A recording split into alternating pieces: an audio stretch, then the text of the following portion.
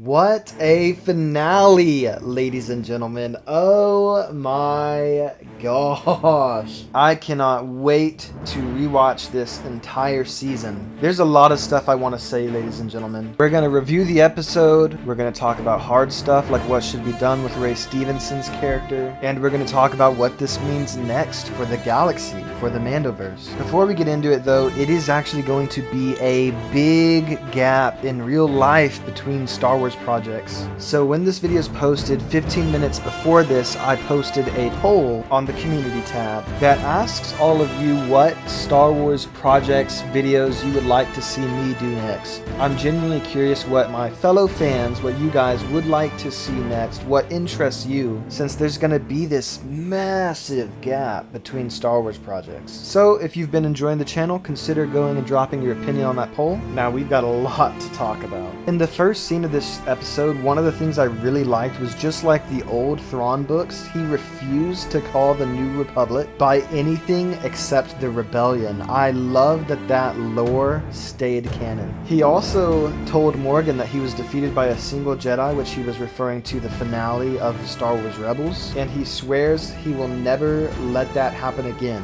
his defeat by a single Jedi. And when he said that, I grinned, because I was just imagining in the Heir to the Empire movie that's going to cap off the MandoVerse, I'm just imagining a shot Dave's gonna do of Luke, Ezra, Ahsoka, maybe Sabine now also included in that, all standing side by side. It's like, yeah, maybe not by one Jedi, but how about a squad, bitch? Also, the Blade of Talzin scene was crazy, and my mouth was straight up. It was wide open. I don't know what else to say. It was so cold. I can't remember, in season 6 of the Clone Wars, did she use that to fight Mace Windu? This was really cool though. Then the next scene, we see Ezra creating a lightsaber. One thing I really liked about this was Huyang had that top emitter piece that was an exact replica of Kanan's, and he had been saving it in case Kanan lost his first lightsaber, but he gave it to Ezra for Ezra to create a lightsaber that was kind of like his master's. That was really cool. What's even cooler than that is, in an ironic way, this is the first time we've ever seen someone create their lightsaber in live action. Then, y'all, Sabine, again, I loved Sabine in Rebels. I feel like I always have to preface by saying that. We get a scene of Sabine talking to Ahsoka on top of Ahsoka's ship, where, I forget what Ahsoka said exactly, but Sabine turns around and she's like, so you know about Sabine choosing to go with the villains and giving them the star map to find Thrawn in the first place. What really pissed me off about this is because even now, she still wasn't going to tell Ahsoka she betrayed her and traded the galaxy for Ezra. Like, oh! One thing I did like about this scene though was that Ahsoka did learn from Anakin, like in season 1 episode 5 of the show. In that episode, she learned that just because what happened to him, she doesn't need to live in fear that it could happen to her. But Ahsoka recollects how Anakin never had his faith in her falter. And even though Sabine's been a fucker this season, it is true that Ahsoka's faith in Sabine faltered, and Huyang explained why in this episode. After the death of Sabine's family, Ahsoka feared that Sabine would go down a dark path and was trained to become a Jedi for the wrong reasons. Makes sense, but it's also true, even though I love Ahsoka, that Ahsoka abandoned Sabine. So what was cool about this scene was Ahsoka vows to stick with Sabine for the rest of it and to not ever let her faith in her falter again. Again, these videos are always made the night of with my initial reaction so that it's not influenced by other creators' reactions or the internet the day after the episode. So I'm curious to see if people are going to be really mad about Sabine's access to the Force in this episode. But also this scene, I think, helps unlock her access to the Force in a way as well, because like Ahsoka says later in the episode, Sabine never quit training, but she might have had a mental confidence block in a way with Ahsoka abandoning her, and so Ahsoka pledging her full faith and trust in Sabine here. If fans are going to complain about Sabine using the Force later in the episode, I feel like this scene, in a way, is her kind of overcoming an emotional or spiritual barrier that she had. Then when we get the scene of Ezra, Sabine, and Ahsoka scouting out Thrawn's fortress, thought it was kind of wild that Ezra doesn't actually know anything about it. He said that it was too dangerous to even go near it alone. I mean, I guess that makes sense, but he also landed on the planet, or if the Star Destroyer Empire originally crash landed on that planet after the finale of Rebels, and Thrawn later got it up and running again. I still think it's kind of crazy that Ezra didn't know anything about it. A note I did find interesting is that Ezra said that Thrawn discovered that fortress and woke up the witches. That was a really interesting thing to me. Is that 3 great mothers on the power scaling of Mother Talzin were in like a massive resting period. You know, like Odin had the Odin sleep in the MCU. Was it like that? Like they weren't dead, but they were unconscious? Or were they put... Okay, we're gonna go into detail about Balin's scene later and the character overall. But what if the father, the son, or the sister... Oh, that was filthy casual of me. The daughter, I'm sorry. What if one of them or that whole family put the Great Mothers to sleep? And I guess even though we didn't get a ton of Balin and Shin at all in this episode, which again, I'm going to go into detail more on that later. In a way, we kind of get a 90% answer on what Thrawn and the Great Mothers want to get away from. Maybe it's that family, that crazy powerful force-wielding family that put the Great Mothers to sleep in the first place, and that Thrawn also wanted to get the hell away from. Maybe what's crazy about the Mortis arc too is that it was never finished in the Clone Wars, and that planet that Anakin, Obi-Wan, and Ahsoka were transported to was in this other galaxy, and the father just opened a freaking space portal and forced them to his planet to meet the Chosen One. Holy W, fellas. Holy W. Also, Thrawn's line, there will be no negotiating with the apprentice of Anakin Skywalker. Chills down my spine. Then we get the trio versus the Night Troopers. This, oh my god, that scared the shit out of me.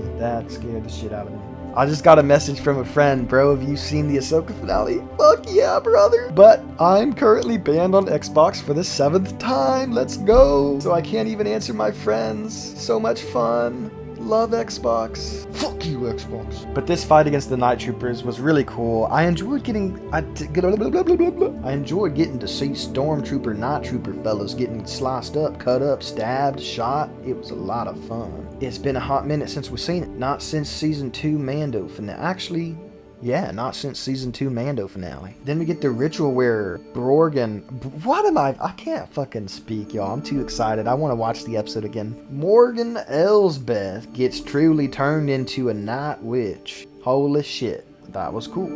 I like that. I dig that even. And then now they're Night Troopers for real this time. This was really cool. Apparently we were all wrong about them being Night Troopers right off the bat in episode 6. But then they just go fucking all out here. I love, too, how Thrawn, even though he's decisive and willing to make sacrifices for the Empire like he did with Morgan later in the episode, Morgan tells him about the volunteers. Thrawn asks, are they aware of the sacrifice they're making? Like he was actually giving them the choice. And that shows how loyal they were. They were all willing to die, reanimate, and possibly re-die for Thrawn. And that implies that when Thrawn returns to the galaxy, the entire Shadow Council we saw in season 3 of Mando is gonna be ready to completely follow him. Also, these Night Troopers reminded me of the Death Trooper zombie comics.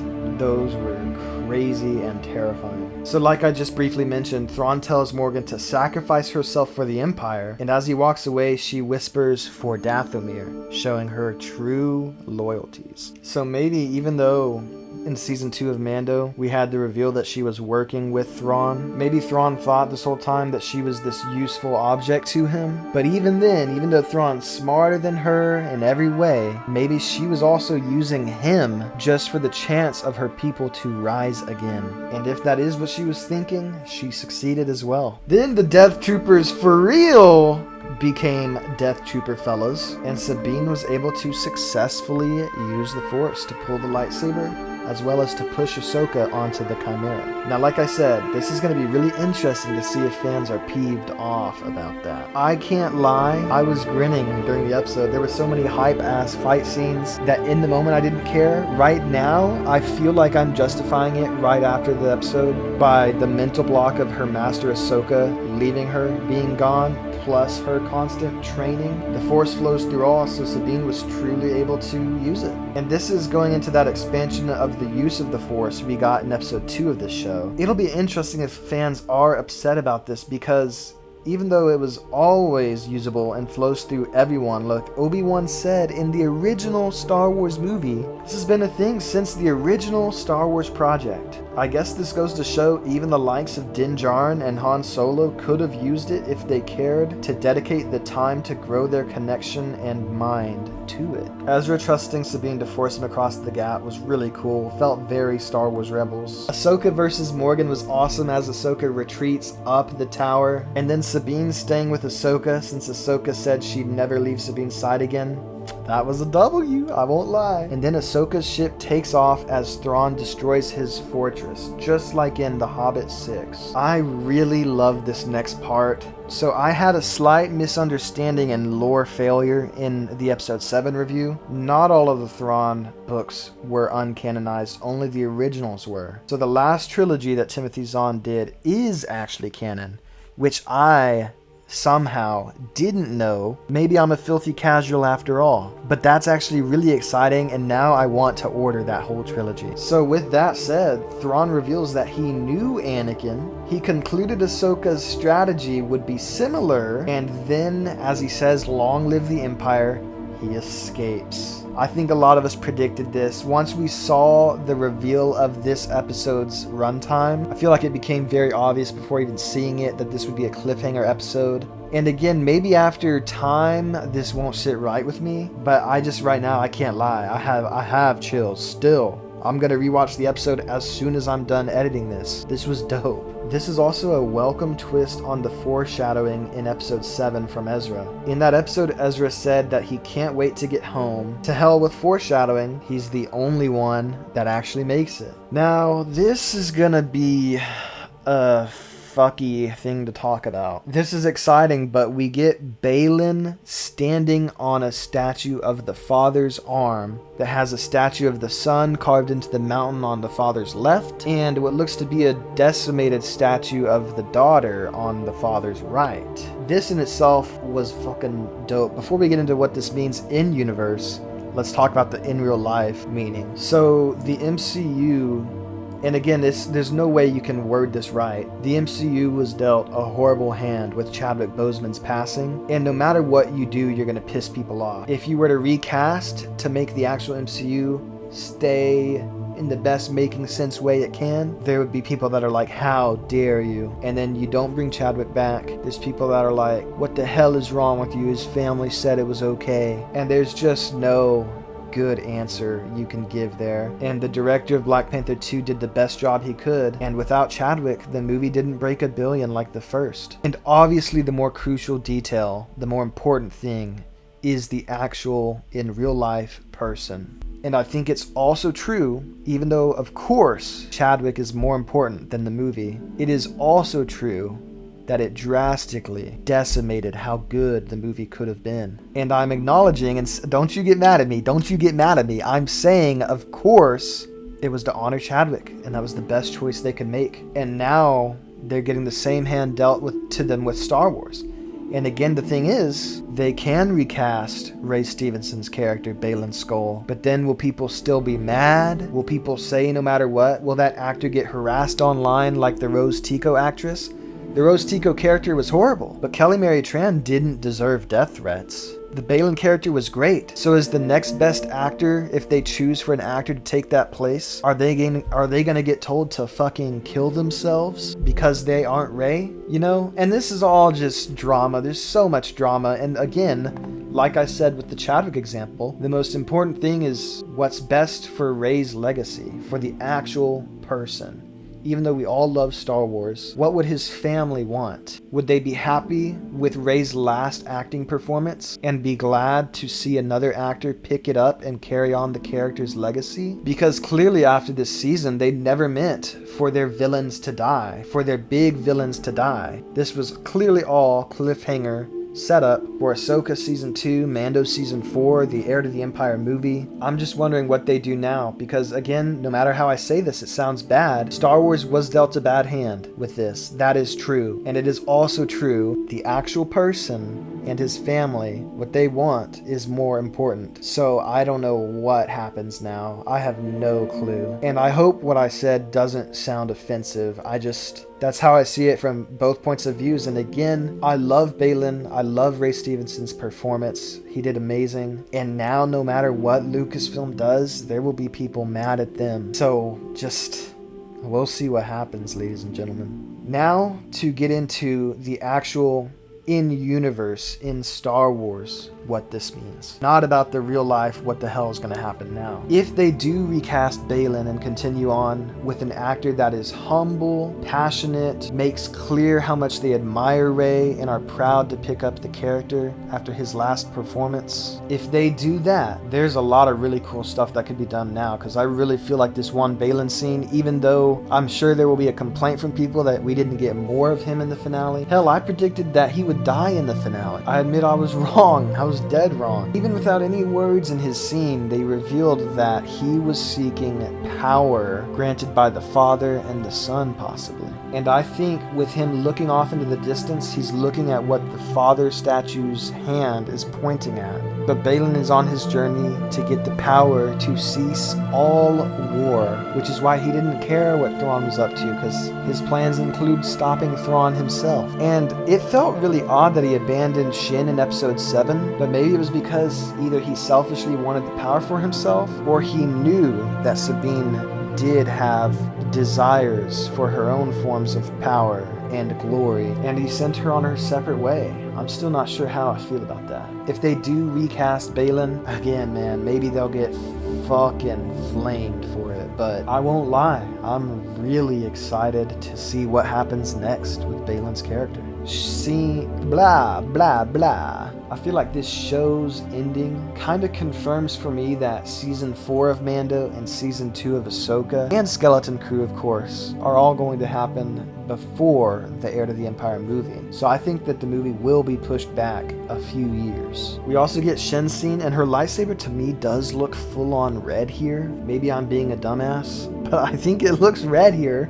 Unless I'm wrong, straight up, but it looks red to me. And she is taking some small form of power for herself, and it seems like she's going to lead the bandit camp. Then we get our first shot of live-action Dathomir with Thrawn's arrival. Then we also get Ezra returning to Hera, and we don't get a whole Ghost family reunion, which is really interesting because there were a lot of jokes that this was Rebels Season 5, but it really doesn't feel like it to me. Maybe people will be mad about that, but for me it just shows that the show truly wasn't about the Ghost crew. It was about Thrawn's return, and I feel like that's good that Dave was able to focus. He was able to bring in aspects from animation, characters, continue their stories, but the main focus, the main story was always going to be Thrawn's return. And I think that was actually a good decision. Then we get Ahsoka saying thanks to Sabine because Ezra is where he needs to be, and they are where they need to be as well. I know they kind of wanted to end the show on a hopeful note. Why though would Ahsoka and Sabine need to be there? Is it to stop Baylan from getting the power to end all wars and take over? Well, yeah, okay. Yeah, that's pretty fair. That makes sense. I guess they do have a good reason to be there still. If Shin reunites with Baylan with her following of that bandit clan, Baylan abandoned her though, so I feel like she kind of hates him now, or has some disdain for him after all that, like feels betrayed. But in a way, we will have Ahsoka and Sabine, master and apprentice, trying to stop Baylan, and maybe Shin as well, from getting more power. Then for our final scene of Star Wars for a long ass time, Sabine feels the presence of shadow in the starlight. She's looking out, and then she walks away. Then Ahsoka concentrates, looks out into the stars and into the plains in front of her, and she smiles, seeing Anakin's Force ghost. It's got me all smiling and shit. Got chills down my spine and shit. This was dope, and I don't know what's wrong with me, y'all. Maybe I'm getting too old. I love Star Wars. I feel like I should have cried, but I didn't. I was just grinning so fucking hard. And Anakin is smiling, seeing his teachings pay off, not only in episode 5 of this show, that Ahsoka doesn't need to fear becoming like him because that was his own choice, but also that Ahsoka is never going to leave her apprentice's side again, just like he never lost faith in Ahsoka. And the legendary line of Jedi continues, from Yoda teaching Qui-Gon, to him teaching Obi-Wan, to him teaching the chosen one, to him teaching Ahsoka, and to her now vowing to stay always by her own apprentice's side. I guess I was always happy, and I've teared up at the ending of Return of the Jedi every time I watch it. I love the redemption of Anakin now, and we need to see the redemption of Luke for sure, and I think Dave will deliver. Even though Anakin's redeemed in the end of Return of the Jedi, of course, it just makes me so happy and so at peace in my mind, just that even after his death, we're getting to see him teach Ahsoka, help her mental state, still give her lessons, guide her, and be proud of her, and be a force for good even after his death. I really have enjoyed that a lot in this show. And I love Dave so much, and I appreciate how much he's helped Anakin in this. And I love seeing all the love for Hayden, of course, online. It's just amazing, truly. These are made-up characters, and this makes me so happy how much care Dave's putting into them. I feel like the finale could have had Thrawn come back and had like a super crazy scene where then we would later see compilations of fans where we're left for like a year without another MandoVerse project or something, where the final scene we got was Thrawn just obliterating that New Republic fleet. I feel like that would have been so hype, but it did not happen. Even still, the fights in this episode were really cool. Thrawn's back. All of us predicted that. It was very easy to see this outcome coming, but still the way they did it was really good. The only major flaw that I'm feeling right now with the season is that even though they want to show us how incompetent the New Republic can be, we have people like Senator Xiono, who's a complete dumbass. But even still, I said this in the last review, Dave wants us to hate Xiono, but Sabine is at the most fault in this show. And again, I feel like I gotta preface, I love Sabine in Rebels. Her getting the Force in this show makes more sense than I think people will give it credit for. After this show is settled in, I will be more critical of Thrawn's return, just because even though I got roasted back, and I think it was the episode 3 or 4 review I did. You can go look at the comments. Someone was like, Sabine did it because Ezra's her last family. Her whole fucking family died on Mandalore. They were burned alive by the Empire. And he was right. And I'm also right that Sabine is absolutely at fault for sacrificing the whole fucking galaxy. Her friend Hera,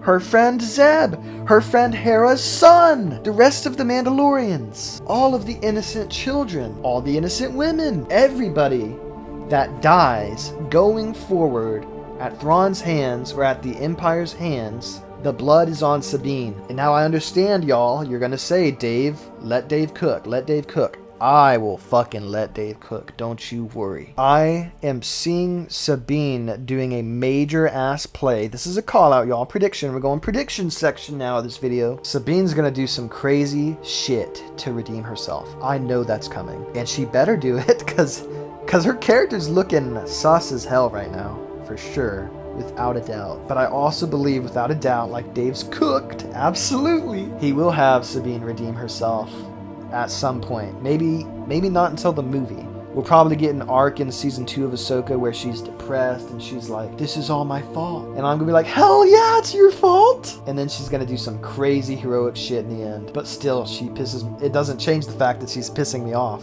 I am really curious where this next season is gonna go. Our next Star Wars project, even though it's not for a hot minute, is Skeleton Crew, which there's heavy rumors Skeleton Crew is going to be taking place in this other galaxy. So where some fans were disappointed we didn't get more expansion on this galaxy besides this one planet, Peridia. I think Skeleton Crew, even though we're following characters we might not be that fond of, that we don't know, that we're not familiar with, it will be us learning more about this galaxy. Even though I'm not that excited for this show, I'm kind of nervous about it. I feel like they could have their first kind of like Infinity War crossover for the MandoVerse, where maybe the kids and the Jedi that's with them rescue Sabine and Ahsoka from Peridia and find a way back to the main galaxy to help. But then again, Ahsoka told Sabine in the final scene that they are where they need to be, which I assume is maybe to stop Balin from getting the power to stop any war he wants, to control everything. I think he wants to take over and be a Force god in the Father's place. Now I'm realizing I need to rewatch the Mortis arc as well. And again, those people that just refuse to watch the animation shows, they're probably so freaking confused right now. And that is one thing Mando did better than this show, is Mando was accessible as a solo story and had all those fun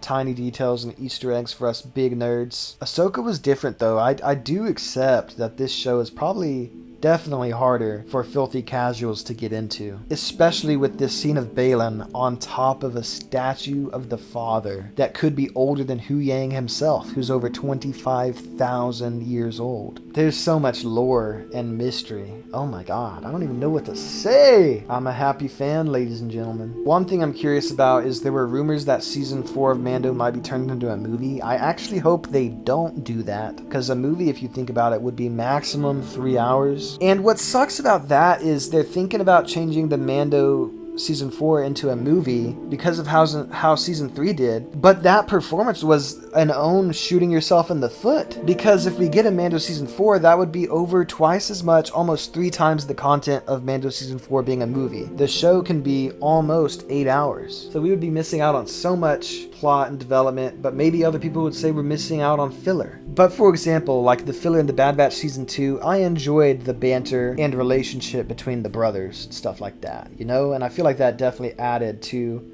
how much it sucked when Tech dies. But again, going into that shooting themselves in the foot thing, fact, I'm not doing the research to put shit on screen, it's just gonna piss me off more, but it is fact confirmed that Grogu was brought back for season 3 only solely for monetary gain. What should have happened was we had Grogu's scenes in Book of Boba Fett, and Mando wanted to go see him again, and Ahsoka tells him why he shouldn't. Mando even sees Grogu training with Luke and then leaves to not affect his training. And then when Luke gives Grogu those options between Yoda's lightsaber and the Mando armor, Grogu should have chosen the lightsaber. And then we don't see Grogu in season 3 of Mando, season 4 of Mando, Skeleton Crew, Ahsoka season 1, or Ahsoka season 2. And then Luke and Grogu maybe come to help fight Thrawn in the bottle cap of these series in the movie Heir to the Empire, and Mando gets to see Grogu again as a Jedi Padawan. That is how it should have been. I feel like if you were to rewatch season 3 of Mando right now, you could rewatch the entire thing picturing how it all could have played out perfectly without shoehorning Grogu in. And Grogu's a fun character. He's a great character. But the entire plot of season 2 of Mando was about getting Grogu to safety. The only way he could be safe was in the hands of a Jedi Master. And I feel like that is just kicked by Kathleen Kennedy in season 3 of Mando. And there were rumors that Jon Favreau planned to quit because he was so angry with her interfering with his work. All of season 3 of Mando that we watched, even the good parts, by the way, y'all, if you go back and watch my season 3 Mando reviews, there's a lot of moments. That's what sucks with Kenobi, the Book of Boba Fett, and Mando season 3. All of them have great moments. In the Kenobi finale, I got chills with his fight with Vader, and this is the scene where he realizes that Anakin is dead and he loses hope in Anakin being able to come back, which is why he tells Luke in the original Star Wars movie that his father is dead, killed by Darth Vader. I love that scene.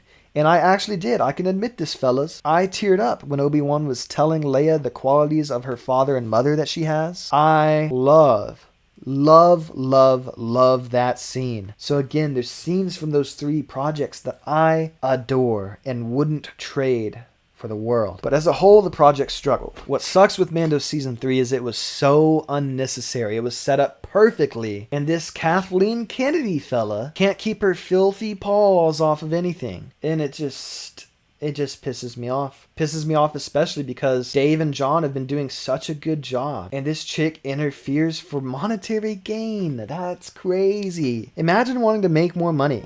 I can't believe that shit. Anyways, y'all, rant aside, I hope season 4 of Mando stays a movie, and I think that we will get season 4 of Mando and Ahsoka season 2 before the Heir to the Empire movie. And there's times where Jon Favreau's even said there will be a season 5 of Mando, but then the most recent rumor was that Mando season 4 might be a movie, so I really hope that's not true. I'm looking forward to the rest, y'all. I'm more excited for Skeleton Crew now after this show. Have to admit, I'm not excited to follow around a crew of all kids, but if they get in way over their heads and they're dealing with some crazy stuff, if they help find Ahsoka and Sabine, if we get to explore more of this new galaxy and see some crazy stuff added to Star Wars lore, I think I could be sold on it. I could buy it. I could buy into it. All in all, y'all, this was a really good cap to the show. I was kind of hoping it wouldn't be as heavily cliffhanger as it was. I'm hurt in my soul that we only got one scene of Shin and one scene of Balin, and he doesn't say anything, and it wasn't necessary for the scene, of course, but it just, the last lines we got of Ray Stevenson as Balin was in episode 7. Stellar performance by Ray Stevenson. I hope Star Wars